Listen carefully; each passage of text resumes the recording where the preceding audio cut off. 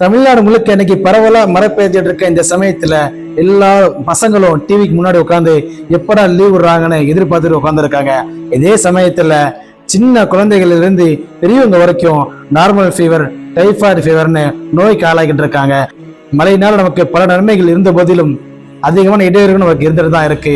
அந்த அதிகமான நன்மைகள்ல ஒரு முக்கியமான நன்மை என்னன்னா, அல்லாஹ் இடத்திலே மழை இறங்குகின்ற சமயம் யார் துஆ செய்யறாங்களோ அது ஒரு பொழுதும் ஏற்கப்படாமல் இருக்காது என்பதாக பெருமானார் ஸல்லல்லாஹு அலைஹி வஸல்லம் சொல்லி காட்டியிருக்காங்க.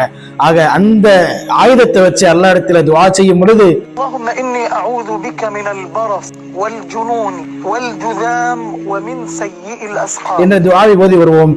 தொழு நோய்களில் இருந்தும் பிற கெட்ட நோய்களில் இருந்தும் அல்லாஹ் நம்மை பாதுகாக்க பெருமானார் ஸல்லல்லாஹு அலைஹி வஸல்லம் கற்றுத்தந்த துஆ தான் இந்த துஆ.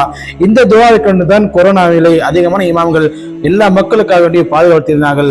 ஆக இந்த துஆவை அதிகமாக ஓதி வாங்க. பருவ மாற்றங்களினால் ஏற்படக்கூடிய நோய்களை விட்டும் அல்லாஹ் உங்களையும் பாதுகாத்து அருள் புரிவானாக. ஆமீன்.